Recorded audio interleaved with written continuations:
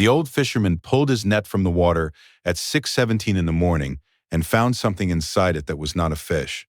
The basket was woven from dried river grass, sealed at the top with a strip of cloth the color of indigo, the kind of cloth that women in the Volta region dye by hand and let dry 3 days in the sun before they cut it. The basket was sealed well enough that the water had not yet gotten in. The cloth strip was still dry. Inside, wrapped in a second piece of that same indigo cloth, was a baby girl. She was not crying. She was looking up at the net above her, and her hands were open at her sides, both of them, palms facing upward, like a person receiving something. Kofi Asante was 51 years old that morning, 163 pounds, with hands so roughened by rope and salt water that he had not felt temperature in his fingertips for 11 years. He had been fishing the Volta River from the same bank, 1.5 kilometers north of Kapev in the Volta region of Ghana, since he was 14 years old. He had found many things in his net before. He had found a sandal, a tin cooking pot, once a Bible wrapped in plastic. He had never found a child. He stood there in the water up to his knees and looked at her for a long moment. Then he gathered the basket and the net and waded to shore. He did not know who had sent her. He did not know that anyone already knew his name. His house was 300 meters from the bank, a concrete block building with a rusted zinc roof and a red door that he had painted himself 12 years ago. It had 3 rooms. The middle room had a table and 2 chairs and a photograph of his late wife, Edwoa, nailed to the wall above the window. Edwoa had died in the year 2001, 9 months into their marriage, of a fever that the clinic in Kapiv had said was malaria, and then said was not malaria, and then said was something they did not have the equipment to identify. Kofi had not repainted the door since she died. He had not added a 3rd chair. He set the basket on the table and unwrapped the cloth.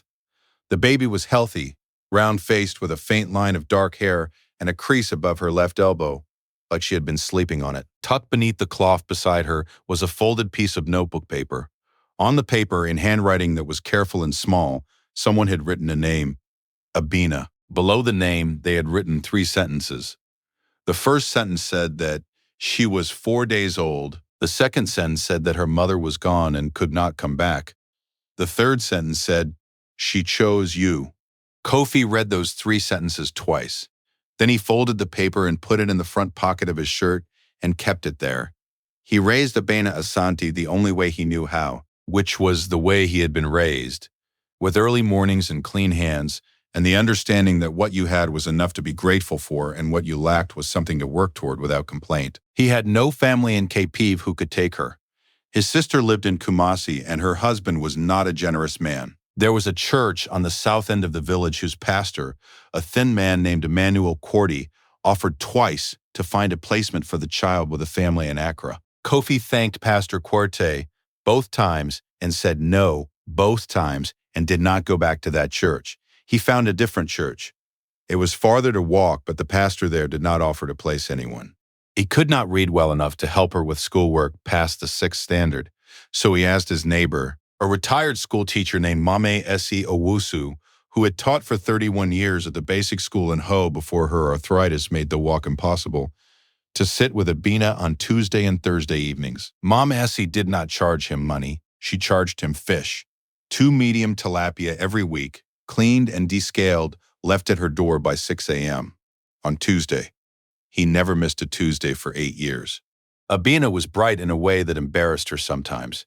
She could hold numbers in her memory the way most people hold songs, whole sequences of them, exact and undisturbed, available whenever she needed them. By the time she was 9, she was balancing Kofi's fishing accounts without being asked, writing the figures in the back of the notebook he used to record his daily catch, correcting errors she never mentioned, and simply fixing. By the time she was 12, she had reorganized his entire record system, 4 years of catch logs, 7 notebooks, 1 for each season.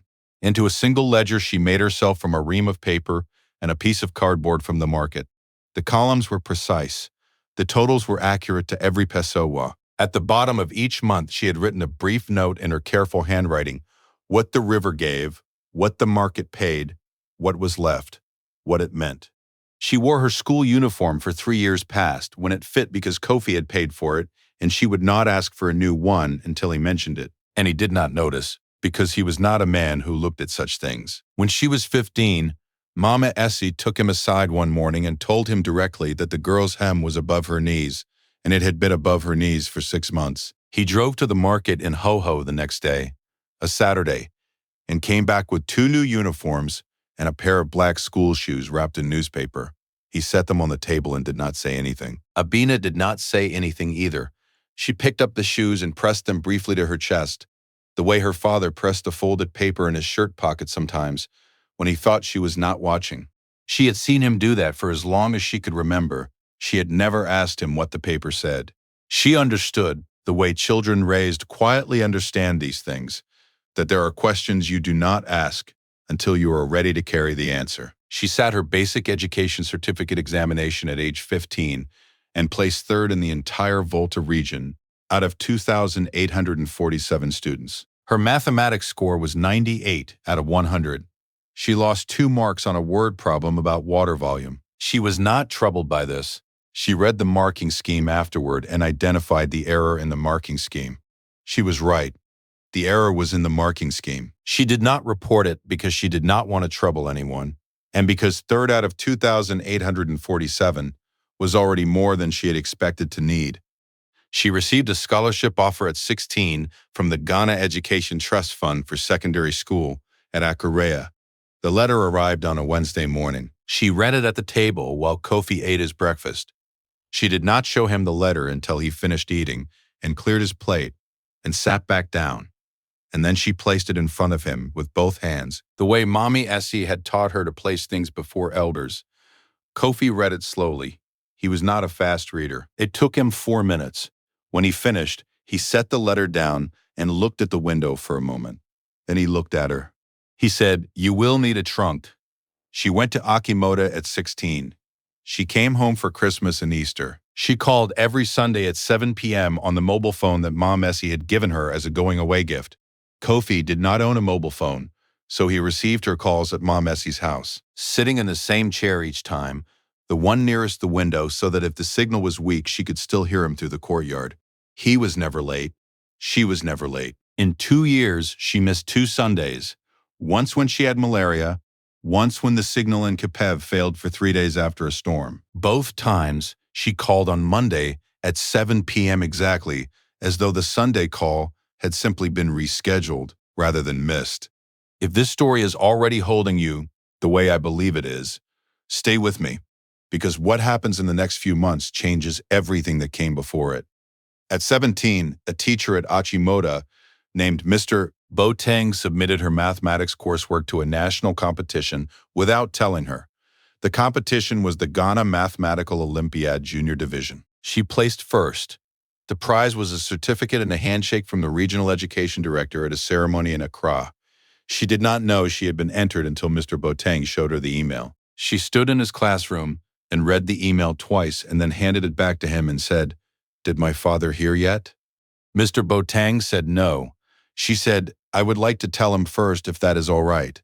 At 18, she received a full scholarship, full fees, accommodation, and a monthly stipend of 800 cedis to the University of Ghana, Legon, Faculty of Science, to study mathematics and statistics. The scholarship was from a private fund administered through the university but endowed by a single donor. The name of the fund was the Adoa Asante Foundation. She read that name 3 times. Then she sat down. The name of Kofi's late wife was Adwoa Asante. She had never known a foundation existed with that name. She had not known there was anyone in Ghana outside of Capive who had ever known Adwoa Asante's name. She called the university financial aid office that same afternoon and asked who had established the fund. The woman in the office said the fund had been established in 2002, 1 year after Adwoa died, and that the donor had requested anonymity. The fund had been dispersing 1 scholarship per year since 2004. In 18 years, it had paid for the education of 17 students. Most of them, the woman said, were from the Volta region. All of them had been found by the fund rather than having applied to it. Abina asked, "What do you mean? Found?" The woman said the fund had a criteria officer who reviewed regional examination records each cycle and identified candidates who met the fund's specific eligibility requirements. She began to list the requirements.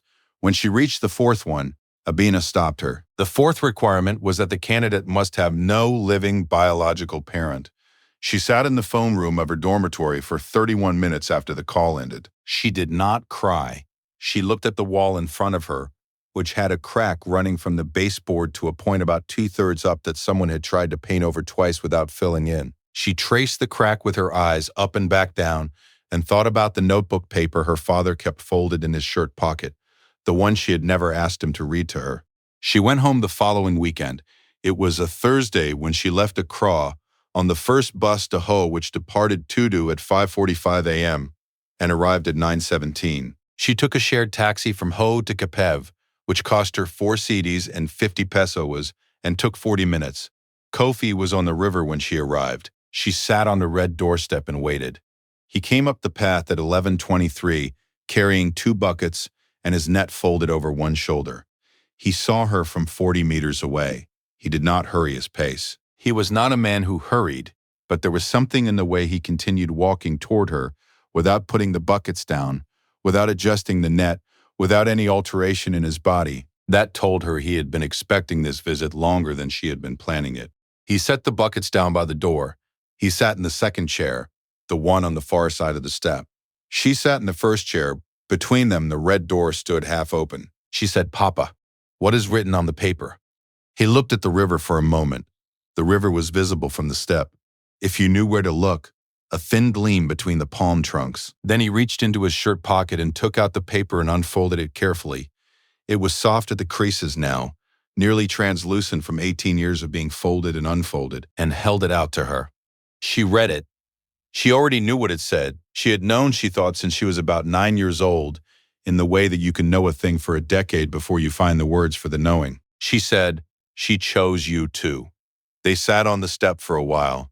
The river light moved through the palms. He did not offer to explain, and she did not ask him to. At some point, without discussing it, they went inside and he made tea. The following Monday, she went back to Accra and asked the financial aid office for the full contact details of the Adwa Asante Foundation's criteria officer. The officer's name was Mrs. Pauline Mensah. She worked from an office in East Legon on the 5th floor of a building on the Cantonment Road, whose name Abena would not learn until the morning she walked to its front door. She made an appointment by email. The appointment was for the following Thursday at 10 a.m. She arrived at 9:47. She wore her only blouse that was not a school uniform, a pale green one that had belonged to Mame Essie and that Mom Essie had washed and ironed and folded into her trunk when she left for Akimoto 2 years before. It was too large in the shoulders. She had taken it in herself with a needle and thread, small careful stitches along the seam, and if you looked closely you could see them, but they were even and they held. Mrs. Pauline Mensah was a short woman in her 60s with close-cropped gray hair and reading glasses on a cord around her neck. Her office had 4 framed photographs on the wall behind her desk. 3 of them were photographs of students at their graduation ceremonies. Abina looked at the 4th one before she sat down. It was a photograph of a man and a woman standing outside a concrete blockhouse with a red door, taken from a distance so that the subjects were small in the frame. The woman was wearing an indigo-colored cloth wrapped at her waist. The man had his hand raised as though he was about to wave at someone. The house behind them had no number. Abina looked at that photograph for a long time. Then she sat down. Mrs. Pauline said, "You recognize it?" Abina said, "That is my father's house." Mrs. Pauline opened the folder on her desk. She said, "Your father's house is the first house in the photograph. The second house, behind it, the one you cannot quite see because of the angle, that was where your mother grew up. Her name was Nana Ausu Boteng. She was 23 years old when you were born. She had been ill since she was 21, and by the time she was 23, the doctors had told her she had perhaps 4 months. She went home to Kapev to spend that time with her mother." Mrs. Pauline removed her glasses and held them in her hand. She knew Kofi Asante by sight, the way you know a neighbor by sight. She had watched him for years.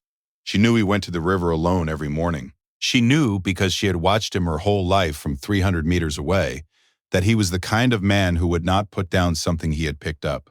Abina was very still. 3 days after you were born, Mrs. Pauline said, she sent you down the river to him. The room was quiet. Through the window, 5 floors below, a car moved along Cantonment Road. The sound of it reached them faintly, then was gone. Mrs. Pauline said she left a letter with her mother before she died. Her mother kept it for 11 years, and then, when she was dying herself, she gave it to me. She had known me since I was a girl. She asked me to make sure the child, her daughter, sent to the river was educated. She said she did not know the child's name. She described only the man who would find her. Mrs. Pauline reached into the folder and produced a sealed envelope. The envelope was yellowed at the edges. The handwriting on the front was careful and small. She called you the girl from the basket. She said she could not name you because naming you was the one thing that belonged to him. The envelope had Abina's name on it, her name, the name Kofi had given her, which meant someone had been watching long enough to know it. She did not open the envelope in the office. She put it in her bag, thanked Mrs. Pauline, and walked out into the brightness of Cantonment Road. She stood on the pavement for a while.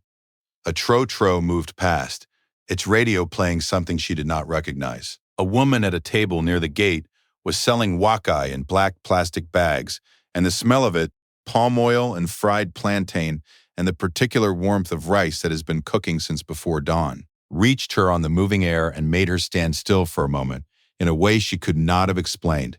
She called Kofi at 7 p.m. that night. He answered on the second ring from Mame Essie's house. She told him what Mrs. Pauline had said, slowly, in the order it had been told to her. He listened without speaking. When she finished, the line was quiet for a moment. He said, "Your mother. What was her name?" She said, "Nana Owusu Boateng." Then he said very quietly, "I remember her. She had a blue dress. She used to walk to the market on Saturdays." A pause. "I did not know she was ill."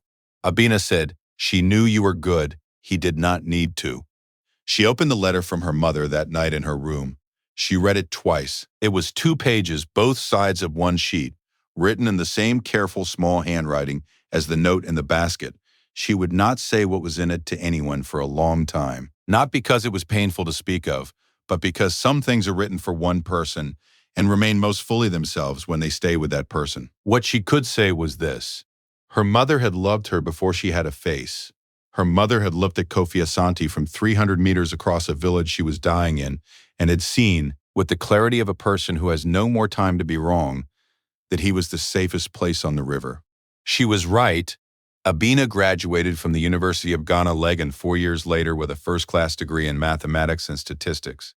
Her final dissertation, on financial modeling for small-scale subsistence fishing cooperatives along the Volta River, was submitted to the University Prize Committee by her supervising professor without her knowledge, which was the second time this had happened to her, and which she had come to understand was simply something that happened when you were very good and your professors did not always remember to tell you first. The dissertation won. The prize came with 15,000 CDs and a publication offer from the Faculty of Science. She used 6,000 CDs of the prize to buy her father a new aluminum boat with a proper outboard motor. She had the name painted on the side in blue letters. The name was Adwoa. On the morning she brought the boat to the river, she and Kofi walked down the path together in the early light.